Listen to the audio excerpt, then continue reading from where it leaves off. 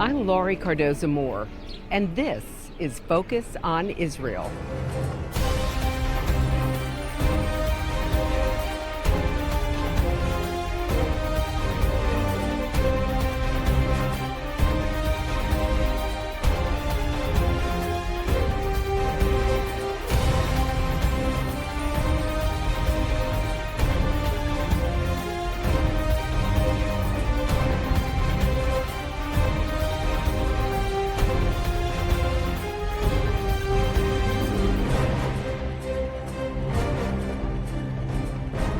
The anti-Semitic boycott, divest, and sanctions movement called BDS continues to spread lies and hatred against the Jewish state.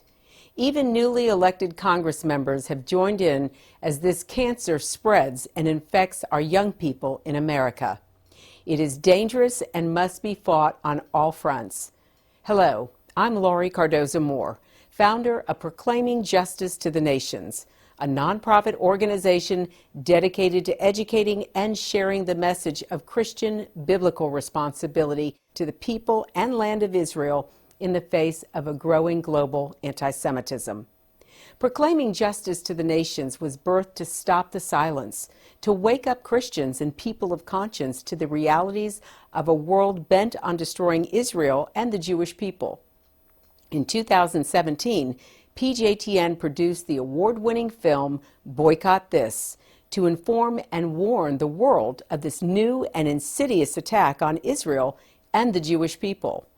As Israel has stood against endless wars and terrorism, those that want to destroy Israel now look to do it on an economic level. A soft warfare, if you will. Boycott This is a film that takes a satirical look at the irony and idiocy of boycotting Israel.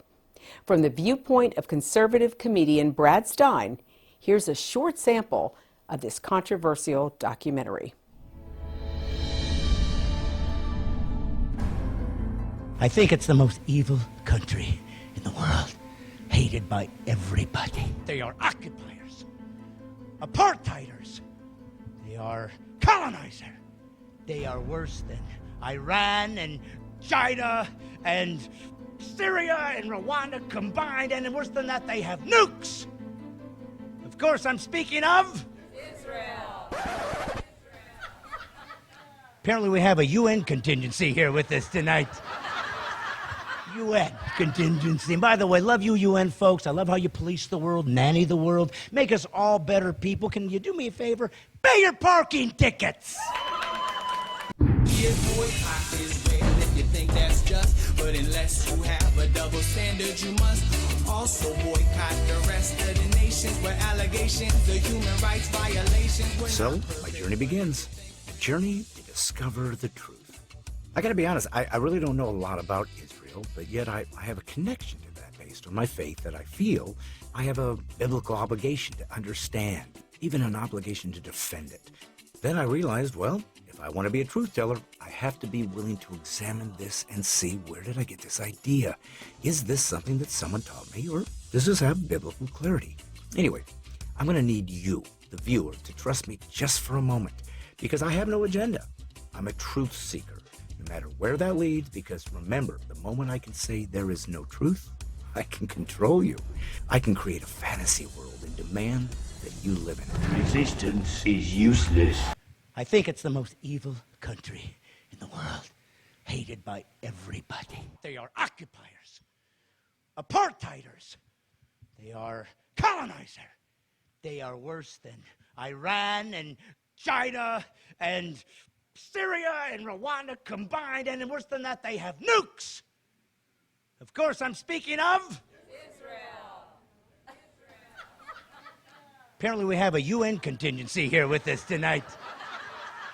UN contingency. And by the way, love you UN folks. I love how you police the world, nanny the world, make us all better people. Can you do me a favor?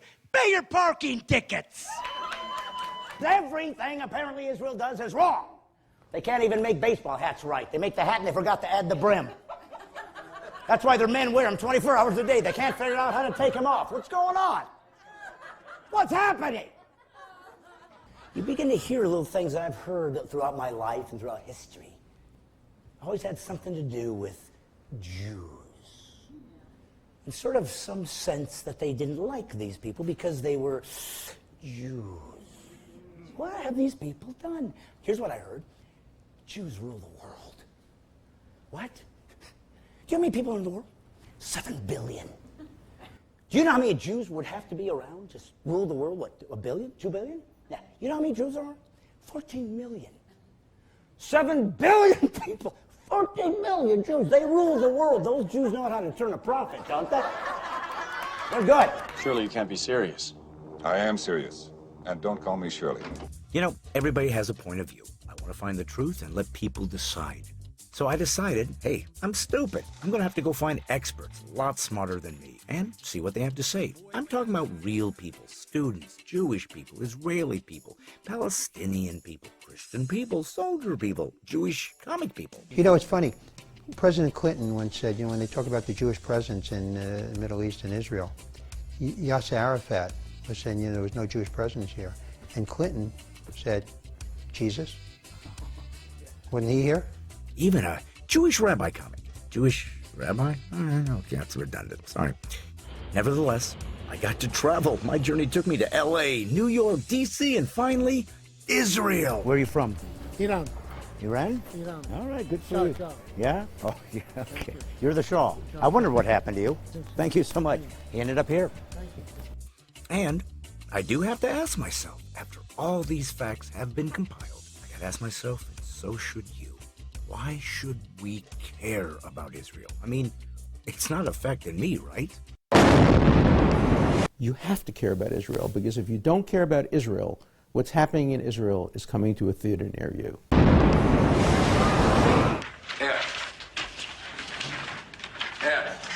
So, to get to the truth, we're gonna need to go back, way back. So your people, Palestinians, have been here how many? We've been here from the time of Adam and Eve. What is Israel? Who are the Jews? Who are the Palestinians? What is Palestine? So, around 3,000 years ago, they had a nice little place called Israel. What gives them the right to try that again? Anyway, the Romans came in, threw some toga parties, and renamed the place. The Romans were so fed up with the manpower and material losses the Jewish people had caused them, they decided to basically get rid of the Jewish people. So they renamed the country from Judea, they said, let's give it a non-Jewish name, to Philistia, named after the extinct Philistines. But it's amazing because their agenda was to do exactly what is going on today. The new version of Israel was set up in 1948, which made a lot of people very unhappy. I'm angry! The UN partition was very friendly to the Palestinian people, offering them equal treatment, equal land, political rights that actually would have maybe helped them to form a state. The amazing thing is every nation is allowed its country except the Jews. Jews lived in Jewland, called Israel, 3,000 years ago. Oh, so we are the bad ones. I'd love to sit and discuss this with you, but I'm short on time.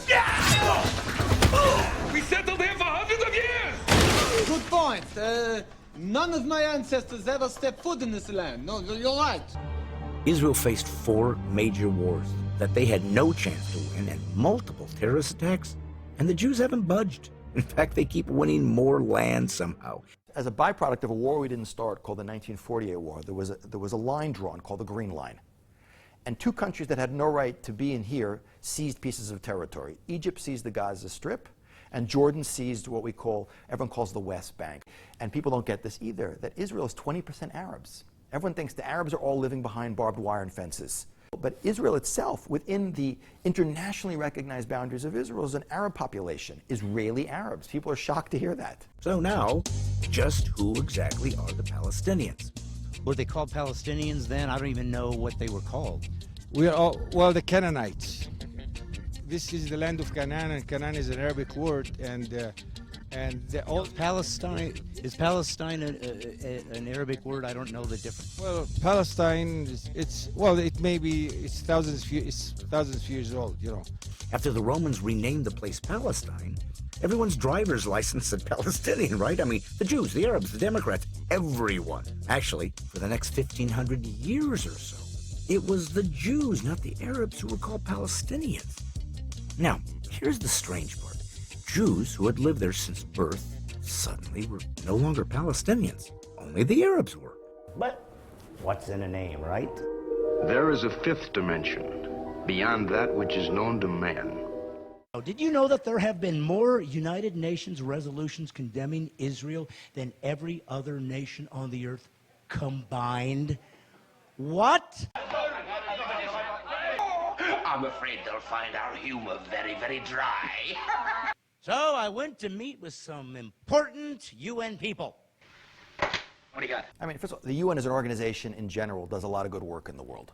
When we're dealing with the General Assembly, for instance, it's basically become the thrashing ground for Israel. I think that the UN became one of the biggest corrupt organizations around the world. The UN Human Rights Council gets together and immediately at every session always begins by condemning Israel, automatically. So the UN is not an objective player in the Middle East at all. But if you really care about human rights, look at Syria. What are you obsessing with us for? There's hundreds of thousands of people being killed there, and you're silent. Much of the world has signed on to say and agree that Israel has breached international law as far as an occupying nation, so on and so forth. So, if Israel has in fact broken an international law, well, let's sue them. That's the American way, right? Israel's occupation is completely lawful. Any country is entitled to occupy an enemy country that is using its boundaries to attack. Well, there's a military presence in the West Bank that ensures security and that ensures that buses don't begin blowing up again in Jerusalem and in Tel Aviv, which was a reality not that many years ago.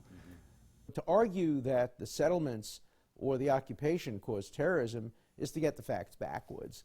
It's terrorism that causes the continuation of the occupation. This month marks the 70th anniversary of the historic Declaration of the State of Israel. God's sovereign hand can be seen all over this land. Included in the celebrations is the opening of the American Embassy right here in Jerusalem. In honor of this celebration, PJTN is offering a special 70th anniversary package, which includes a captivating new book and an award-winning DVD. Israel Rising is a unique visual story of Israel's miraculous journey from unforgiving desert to thriving nation. Thousands of years ago, the prophet Ezekiel foretold a future time in which the arid land of Israel would come alive for its people. Now this breathtaking book documents the fulfillment of this vision, as rarely seen photographs from the 1880s to the 1940s are juxtaposed with recent photos of the same locations. This book will inspire and captivate you as it illuminates Israel's foretold awakening in a new and unforgettable way. In addition, you'll receive the award-winning documentary, Israel Indivisible, The Case for the Ancient Homeland. This inspiring film examines the many political twists and turns that make Israel the world's most controversial nation. From Abraham and the Promise to the issues facing the Jewish state today, the film examines the historical, archaeological, legal, and biblical foundations for the modern state of Israel. This is a limited time offer for these two remarkable resources for just a one-time gift of $70 today. Your generous donation will help ensure that PJTN stays on the front lines and in the headlines of all the important issues facing Israel and our Jewish brethren. So please go to pjtn.org today. From studying history, it's very clear that what starts with the Jews never ends only with the Jews. We must strongly stand against any anti-Semitic trends, for if not stopped, they'll cause harm to all of us, and we'll witness the downfall of our Judeo-Christian Western culture. Today, many people say there's no longer a need for a Jewish state, that Jews around the world no longer need a place of refuge. But anyone who has heard recent statistics about the worldwide rise in anti-Semitism would never make such a claim. The reality is that neo-Nazi groups and Nazi sympathizers are increasing around the world. Surveys show that over 1 billion people in the world harbor anti-Semitic attitudes. Close to 50% believe that Jews have too much power in the business world, and 2/3 of the world's population has never heard of the Holocaust or believe the historic accounts of it are inaccurate. Don't let yourself be manipulated by evil people with a wicked agenda. When the self-serving villains are in control, good people from all religions suffer. Muslims, Christians, and all people of conscience should stand proudly and show respect for a country that gives so much to the world in so many ways. Do your part, do your research, and do what you can to make a difference. Because what happens in Israel does affect us all. This is not just a Jewish or just an Israeli problem. This is a problem for all humanity, for each and every one of us who believe in freedom and human rights. Learn more about what you can do at pjtn.org. And if you're going to be an occupier, hey, you might as well throw in a little apartheid. It's part of the fun of being an occupier. You get to apartheid people. People say Israel's an apartheid state, but I can't relate to that baseless hate. It's not really fair to try and compare a racist regime with the war on terror. Using common sense against violence, Israel had to build up the border fence. And if you think that's apartheid, it's because you don't know what apartheid really was. And here's what I found interesting. 1999, Miss Israel was an Arab. Wow. And then they put one of the Arabs on their Supreme Court. And 76 of them are in Congress. What I'm getting at is apparently when it comes to apartheid, Israel sucks.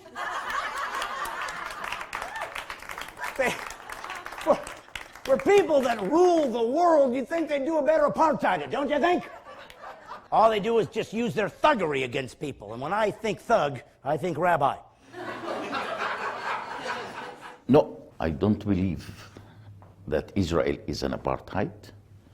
I was in South Africa for 5 times, and I went to the Museum of the Apartheid in Johannesburg, and what I saw there never ever appeared between the Israelis and the Palestinians. We have a full cooperation. If you will go to the hospitals, you will find an Arab doctors. If you will go to the universities, you will find an Arab academics. And no doubt that by considering Israel as an apartheid, this is another way how to increase the anti-Semitism around the world. As a member of the South African Parliament, and in the name of millions of my fellow black citizens of that country, we know what apartheid really was. And I therefore ask those in the United States, Europe, and anywhere else in the world who charge Israel with practicing apartheid to please stop doing so. You are damaging the truth. You are damaging any chance for peace in the Middle East. And most of all, you are destroying the memory of the real apartheid. This is an apartheid light. There's no like toilets like in Jim Crow South, whites only, Jews, Arab, that kind of stuff. No, you don't have that. It doesn't exist. I'm not saying it's a perfect system. I'd be lying if I said. But at least it's being honest. I mean, that's what we're trying. Despite the oppression and apartheid, many Palestinians have achieved a living status greater than many in the world. It seems to me if there was such great oppression and apartheid that there would be no success or riches or ability for Palestinians to move up. But yet, that's not what I found. My house is right over there. Many other Palestinians I spoke with saw no apartheid whatsoever, and they were openly happy to live in the Jewish state. עכשיו המצב, כאילו, אני לא יכול להגיד משהו על מה שקורה, זה רק מי שיכול להגיד על זה, רק האנשים שהם בממשלה, או שלנו או של ישראלים, הם יכולים להחליט בדבר הזה. אנחנו סך הכל רוצים לחיות. Can he quickly tell us why his grandfather wanted to help the Jews? אצלנו בקוראן זה כתוב, אנחנו ויהודים. In the Quran it says. זה בני דודים. These are our cousins. Many of Muslims around the world and around the Arab world, they afraid to talk and afraid to say we support Israel. They said we want to move to Israel, we want to live in Israel, because Israel is the only democracy state in the Middle East. We have all rights. The Arabs have all rights in Israel, and we want to be in Israel. Maybe we should try it. Two-state solution. Maybe that's what it takes. Maybe if we just let everybody have half and half, we'll all get along. Jewish people are smart. They said, well, we'll try it. But we're going to give a test run first. Let's start off with Gaza.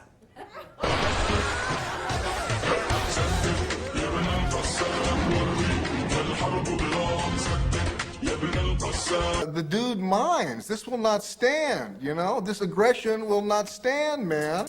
Now, it's been said that Arabs don't hate Jews because of Israel. They hate Israel because of Jews. I mean, where else does a mother celebrate the death of her child to kill Jews? Somebody said to me today, you know, I think the Israelis' main problem is not Hamas. I think it's world opinion. And I said, you know, I think if you live there, you know, your main problem is I might get bombed when I go to the dry cleaners. I think that's a little more important than do people like me. Every time people tried to come in to destroy them, they couldn't be done, almost like it was providential. So there's a new idea now. I know how we can destroy them. We'll call it BDS. If you don't know what BDS stands for, remove the D. Okay. What?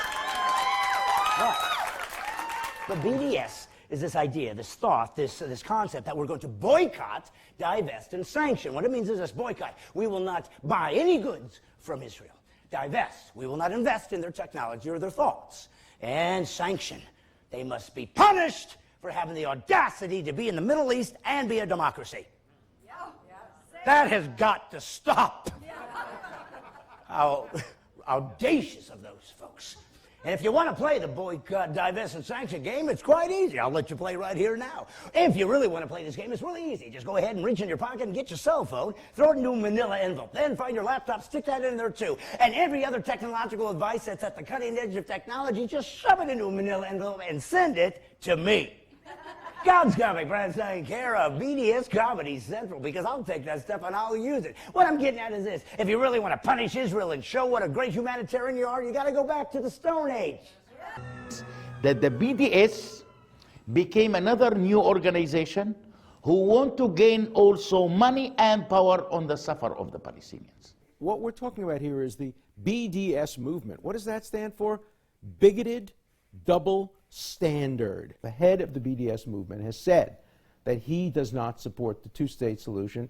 He supports a one-state solution, and that one state would be a Muslim state, Palestine, which would become a haven for ISIS and other terrorist groups. Everyone who really cares and putting all this energy in the BDS movement, why don't we all put our minds together and try to help the Palestinian people with proper education, with taking out all the terror areas that are in there, and with making sure it's a democracy. We're building world-leading innovation.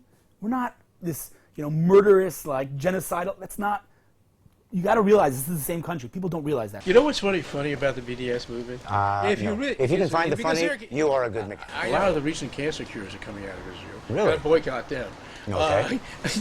And a lot of other healthcare things, like they're very advanced in robotics and things, getting people who are paralyzed to walk and things. So you got to boycott that. Okay. So we got to keep people paralyzed with cancer. Yeah, cancer. And then you can throw away your cell phone. Okay. And you'll be fine with boycotting Israel. Okay. Sadly, the very people that the BDS is supposed to help are being hurt, and in the end, it's going to make it harder for them to support their own families. If this area will go over to the Palestinian and this factory will be closed, what will happen with her and her friends? She said she will die. No work, no money, nothing.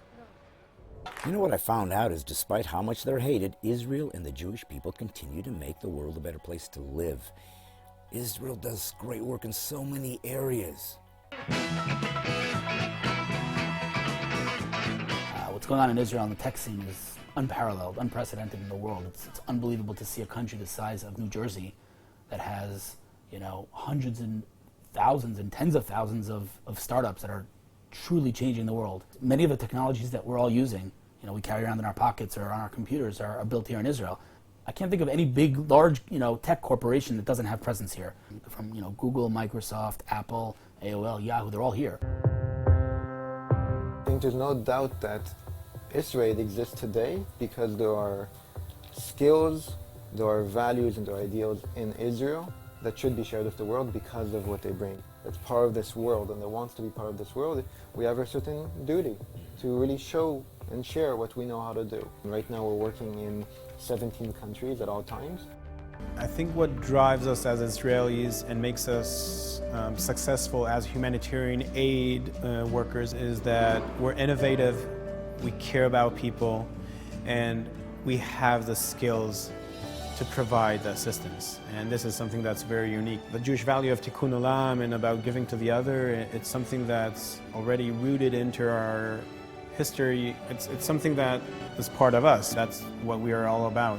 What could it be about this small sliver of land? Because that's what people say. Maybe that's what they do. They invade other countries and take over. Never. They are 0.001% of the entire landmass of the world. They are the most historically documented persecuted people group on the face of the earth. And they finally said, we're just going to find a place that God gave us a few thousand years ago, predating anybody else, and live here so we can be safe for once and for all. I am saying there's nothing wrong with that. That's just common sense. Enough is enough. If you hate Jews, you hate Israel. This is a humanitarian problem that has to stop. Israel deserves to stand, and we will defend them. God bless you, folks. Good night.